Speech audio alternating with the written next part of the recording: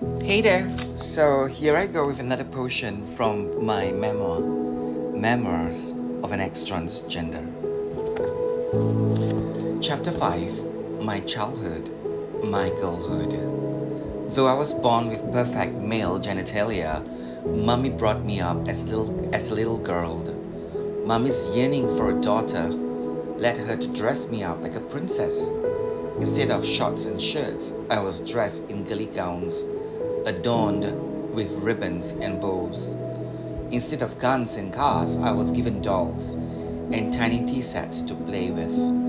Incredibly, these girly clothes and toys seemed to be God sent too. Our rich relatives in Singapore often sent pre-loved items to us through Auntie May, Mummy's godmother.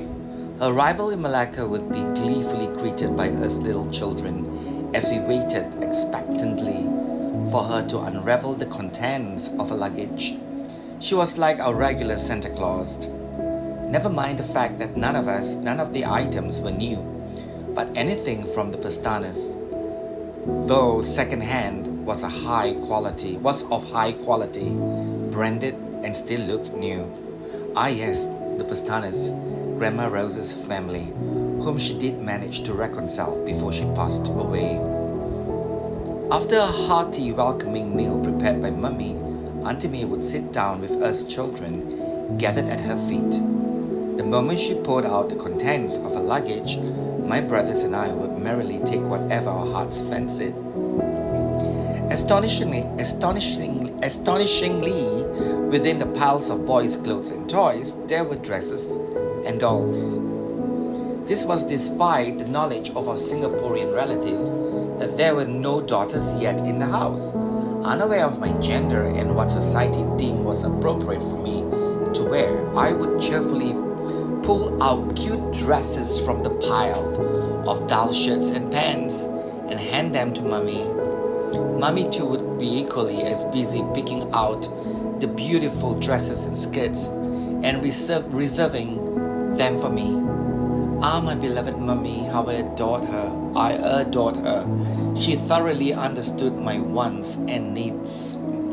I could remember fondly my favorite dress. It was blue gown with puff sleeves, with colorful floral embroidery right above its hemline. Simply gorgeous. I wore it on special occasions.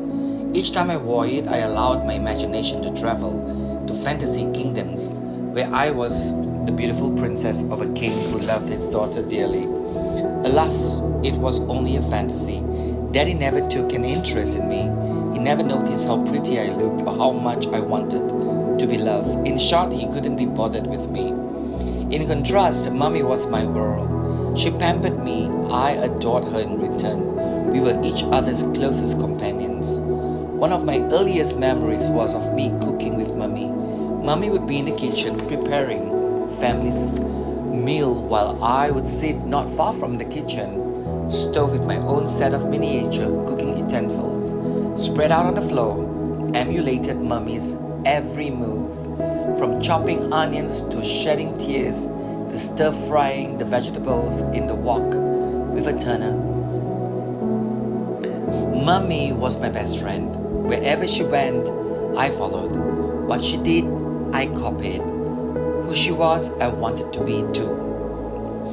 What's up, Mary? Your son Edmund is a boy. Why are you allowing him to behave like a girl? And for goodness sake, take that silly dress off him. Despite the criticisms of some well-meaning relatives and friends, Mummy continued to treat me as a daughter. In her opinion, what harm would that do to a child? Children forget easily, don't they? Uneducated in a child's psychology, she thought she could easily erase my memories of living as a girl. Hence, while she could, she would have fun dressing me up. She was convinced that when the time came, all she needed was to tell me I was a boy.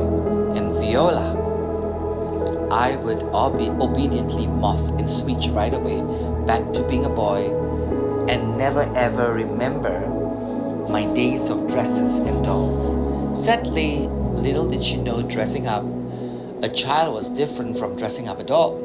I was a child with a soul, not a plastic Barbie doll. Each time she put a dress on me, she reinforced the idea of my growing mind that I was a girl. The reinforcement was so strong and imprinted in my young mind was my identity as a girl. Listening to how others lectured mommy that I was actually a boy confused me further.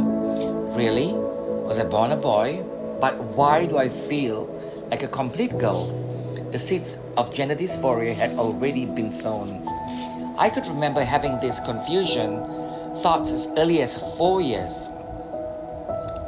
Age of 4. By the time mommy realized her mistake, it was already too late to reverse the psychological effects. The day she found out I would not transition back to a boy marked the turning point in our relationship. From best friends, we became each other's worst enemies. It all started with a plan to send me to preschool. Sending me to preschool was supposed to be a significant milestone, not just for me, but for my entire family. Finally, Malcolm and Mary could afford to send one of their children to preschool. Back in the 70s, preschool education was not compulsory, but a luxury. Without Grandma Gladys' financial assistance, my parents could hardly afford to feed us children, let alone pay for the monthly preschool fees and bus fares. So strapped were they not that none of my older brothers attended preschool prior to starting their primary school education.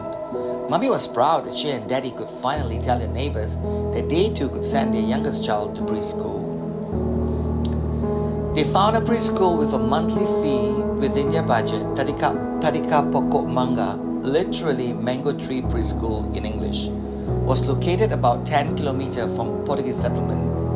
Weeks before I was to begin my new life as a preschooler, Mommy had excitedly been prepping me on what to expect in school. Listen to the teacher, she reminded me. Don't talk, but raise your hands if you really need to. How boring. School already sounded like a horrible place from her description. One thing, however, was not revealed to me until the night before I was to go to school, and that was that I would be wearing to school. Just before bedtime, Mommy showed me a set of new clothes. Look, let's put this on and see how handsome you look. She tried to sound excited for me. Dangling from her hands was a plain-looking shirt and a pair of shorts. I was already confused. Handsome? Mommy had always complimented me as pretty. I was stunned. Edmund, tomorrow you'll be a big boy and go to school, she added. I was further confused. A boy? Was Mommy out of her mind? I was going to school, but why did I have to change to a boy to go to school? No, I'm not a boy, I'm a girl, I protested. You're a boy and not a girl. Mommy tried her best to convince me. No, I'm a girl, not a boy, I protested again. I couldn't remember how long we went back and forth arguing about my gender, but one thing I remember clearly, Mommy lost her patience and turned into a monster. Listen, you're a boy, not a girl, she shouted. Her anger triggered the rebellion in me. No, no, no, I screamed in defiance, trying to outdo her shouts. Aghast at my refusal to submit to her instructions, Mommy the monster slapped me. The slap was a turning point in our relationship. Mommy was no longer my best friend, but my worst enemy. While I became the hybrid son-daughter she was ashamed to acknowledge. Our argument ended, but my crying continued throughout the night. After living for years as a girl, I was suddenly told to transform into a boy. No, I'm a girl, not a boy. What's wrong with Mommy? My heart wailed. And on top of that, my beloved Mommy had just slapped me for the first time. The mother who once doted on me was unwilling to comfort me for the first time. I sobbed myself to bed that night. That was the end of my happy, carefree childhood and the beginning of an extremely distressing and confusing one. Yep, that's another part of my life journey as a trans girl, as a young trans girl. So I was trans all the way to 21 years of age. That's about half of my life. I'm in my 50s now. It's crazy. It's crazy how, it's just crazy. Not everyone understands this, you know. So anyway, I'll come back with another part from my memoir. Hope you enjoyed this one. God bless.